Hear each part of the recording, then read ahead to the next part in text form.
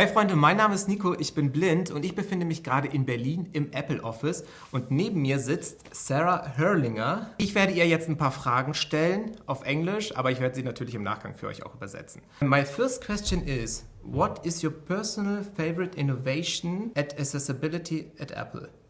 Oh my goodness, what a difficult question because we've done so much and I love all of them. I appreciate being able to build features for everyone, but I think one of my favorite new features is actually in the hearing realm, and it is our work that we have done around making AirPods Pro 2 a medical grade hearing aid. What role will AI play in the future for accessibility? Well, actually, I would start that by saying AI is something we've been using for a while in accessibility. It's actually a huge foundational tool for the work that we do. And many features are already utilizing incredible machine learning in our work. For example, features like all of the detection mode work that we do in Magnifier is dependent on some really huge machine learning data sets. So when you think about things like people detection or door detection, that's all based on AI already.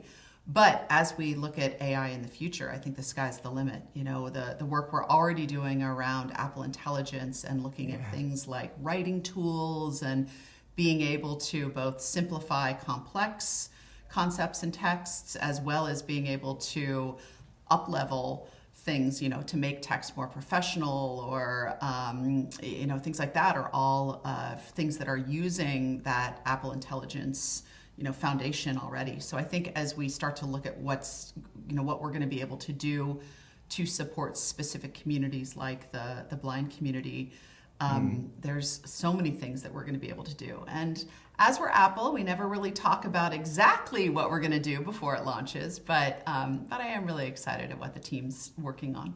Thank you so much. Which feature do you think has the biggest impact of blind users? Well, I'd like to think it was when we launched VoiceOver on iOS. That was the first time that a consumer product was made accessible, or a consumer touchscreen was made accessible to the blind community. And by doing that, it really, the feedback we've been given is that it really opened up this new, format of a touchscreen to the blind community in a way that nothing had ever done in the past. And it ensured that as more and more touchscreens were, becoming the form factor of things in the world, that the community was not left behind. And I really loved that at the time, it was important to us not to do this just for, one area of the world, but to launch with, I think we were at between 30 and 40 languages, certainly including German at that time. And we really tried to ensure that we continue to expand and make that, continue to make it a better format year over year. I love it so much because VoiceOver is a feature who helps me all the time, because I have VoiceOver in German, in English, and in Greece because I'm from Greece. Oh, wow. And I use it, the Greece voice, Nico, yeah. like the same name. That's awesome. And I love it so much, yes. Yeah, it's for us, it's about making something that is as universal as possible. So it's about as many languages as we can, support for as many Braille displays as we can, and really just making sure that it is the most robust solution that we can make for everyone. Yeah, cool. And my last question is, what is your favorite emoji? And do you heard with VoiceOver? Oh, yes, of course. I really loved when emojis really took off, and our team worked to ensure that every single one of them was described as best as it could be. My favorite one is, I think they in VoiceOver it's described as smiling face with hugging hands. And I always sort of imagine it as this very almost mischievous emoji, because it's sort of like, ta-da, here's what I did. Yeah, cool. Yeah.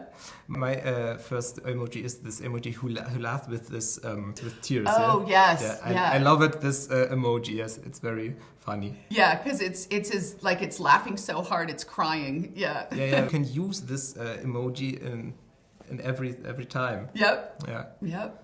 Thank you that you are here today for me and to answer my questions. Well, thank you. It's been a pleasure to be able to spend this time with you. Thanks so much. Das war's, Freunde. Wenn ihr noch Fragen habt an mich oder natürlich auch an die Sarah, dann stellt sie gerne in die Kommentare und wir sehen uns im nächsten Video.